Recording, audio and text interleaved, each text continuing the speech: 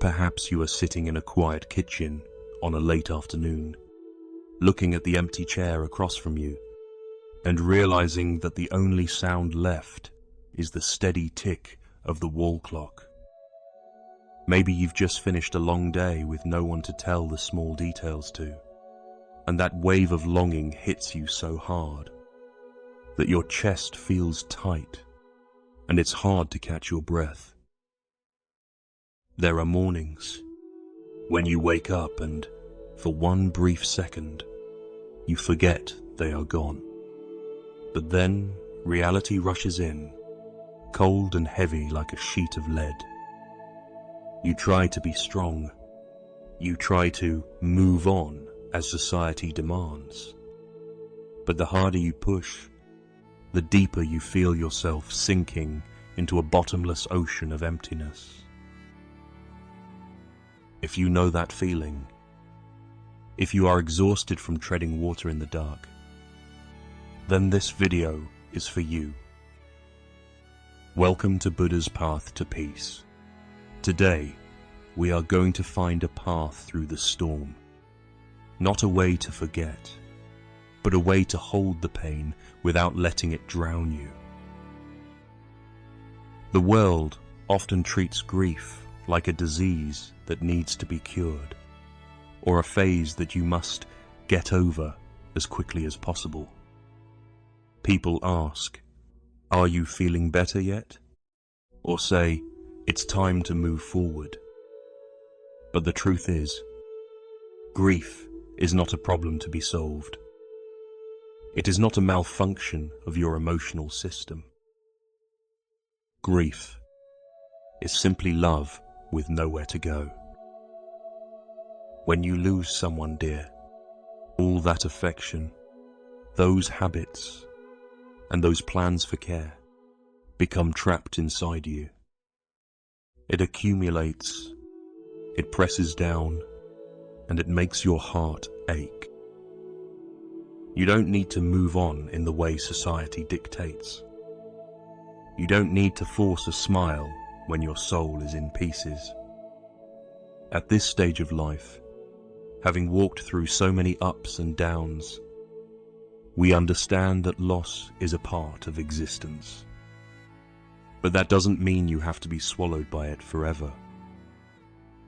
There is another way, a path that ancient wisdom calls the middle path. It lies right between the denial of pain and being consumed by it. In Buddhist philosophy, there is a profound concept regarding pain called the second arrow. Imagine that losing your loved one is the first arrow that strikes you. It causes deep, unavoidable pain. No one can escape this. But often, we unconsciously shoot a second arrow into the same wound. This second arrow is made of our thoughts. Why did this happen to me? I should have done more. Or, I will never be happy again. The first arrow is pain. The second arrow is suffering. The Buddha taught that, while we cannot control the first arrow, we have the power to refuse the second one. Why is this true? Look at the laws of nature. Everything is impermanent. We know this intellectually, but the heart resists it. Loss is the most painful proof of this truth. Resistance creates the struggle. If you swim against a flood, you exhaust yourself and sink. If you float with the current, you keep your breath. Acceptance is not agreement. Acceptance simply means acknowledging this is happening. The takeaway I want you to remember is this: pain is a tribute to love, but suffering is the unnecessary price of resistance. to understand how we free ourselves from that second arrow, I want to share an ancient story from the time of the Buddha, the story of a woman named Kisa Gotami. Kisa Gotami had a young son, the only joy in her life. One day, the child fell ill and passed away. The pain was so vast it clouded her mind. She refused to believe he was gone. She carried her son's body through the village, knocking on every door, begging, "Please, give me medicine to wake my boy." People looked at her with pity and fear. They said, "Kisa, the child is dead. No medicine can help now." But she wouldn't listen. She kept walking, her feet weary, her heart shattered. Finally, she found the Buddha. He looked at her with infinite compassion and said, "I can help you, but I need a handful of mustard seeds from a household where no one has ever died." Kisa Gotami felt a spark of hope. She rushed back to the village. She knocked on the first door. "May I have some seeds? Has anyone died in this house?" The owner replied sadly, "Oh, Kisa, the living are few, but the dead are many. My father died last year." She went to the second house. "Has death visited here?" "My mother passed away last month." She went to the third, the fourth.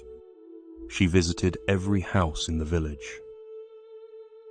At every doorstep, she met tears just like her own. She realized that the shadow of loss covered every single home. As the sun began to set, Kisa Gotami stopped by the road. She watched the city lights flicker and then go out. In that moment, she understood the impermanence of all things. She gently laid her son to rest, said her final goodbye, and returned to the Buddha. She said, "I could not find the mustard seeds, but I have found the peace that comes from knowing I am not alone in my sorrow." And what Kisa Gotami found in that twilight might be exactly what you are looking for today. Are you like Kisa Gotami? Are you knocking on the doors of the past, begging for a miracle so that reality wouldn't be true? Most of our exhaustion in grieving comes not from being sad, but from trying not to be sad or trying to fix something that cannot be fixed. Buddhist wisdom doesn't teach you how to stop hurting. It teaches you how to expand your heart wide enough so that the pain can exist within it without breaking you. Imagine your grief as a handful of salt. If you put that salt into a small glass of water, it becomes bitter and undrinkable. But if you put that same salt into a vast lake, the water remains clear and sweet.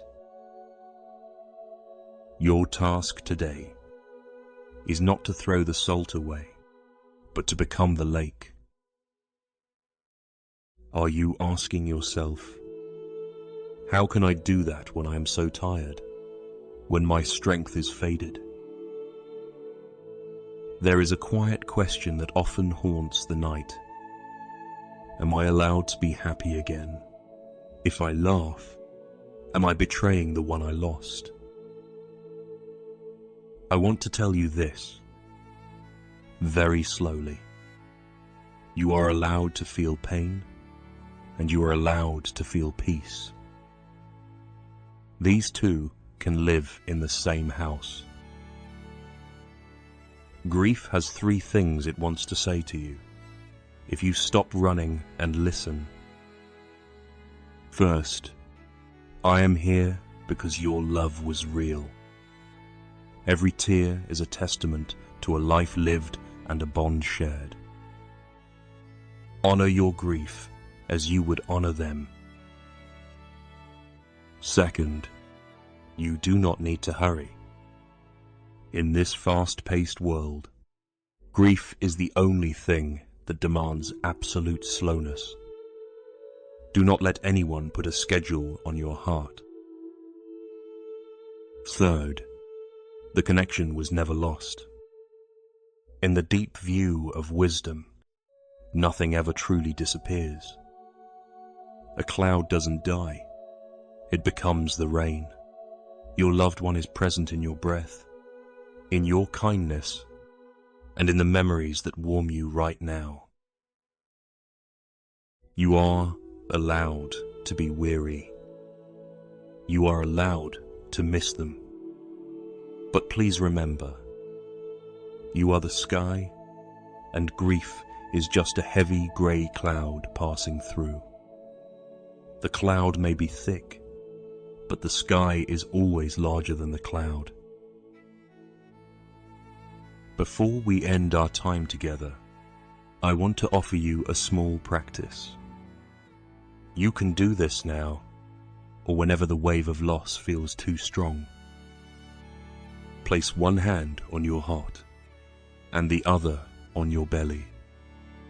Close your eyes if it feels safe to do so. Inhale deeply, and exhale very slowly. Repeat these phrases silently in your mind, following the rhythm of your breath. May I be at peace with this pain. May my heart be wide enough to hold this loss. May I know that I am still loved and supported. When the longing catches in your throat, instead of saying, "I am hurting," try saying, "Hello, grief. I see you. Thank you for reminding me how deeply I loved." That is all. You don't need to do anything else. Just be with your breath for 2 minutes a day. Returning to that quiet kitchen or the empty chair we spoke of earlier. They may still be there, but I hope that after these few minutes together, the silence feels a little less cold. Grief does not get smaller, but we are growing larger. You are becoming that vast lake, holding both sorrow and peace in the same heartbeat. Thank you for allowing me to walk with you through this part of your journey. You are incredibly brave for facing this, and that deserves to be honored. I wish you a quiet evening, a restful sleep, and a heart that is gentle with itself. If this video brought you even a moment of relief, you might want to share this quiet peace with a friend who might also need a silent comfort today. You are welcome to subscribe to Buddha's Path to Peace so we can meet again next video. In our next session, we will explore a deeper mystery, what the Buddha says about death and why it brings comfort. It is a conversation about the end that is also a beginning. If you wish to practice more meditation, please visit the Wisdom for the Golden Years playlist on this channel. Sending you love and peace.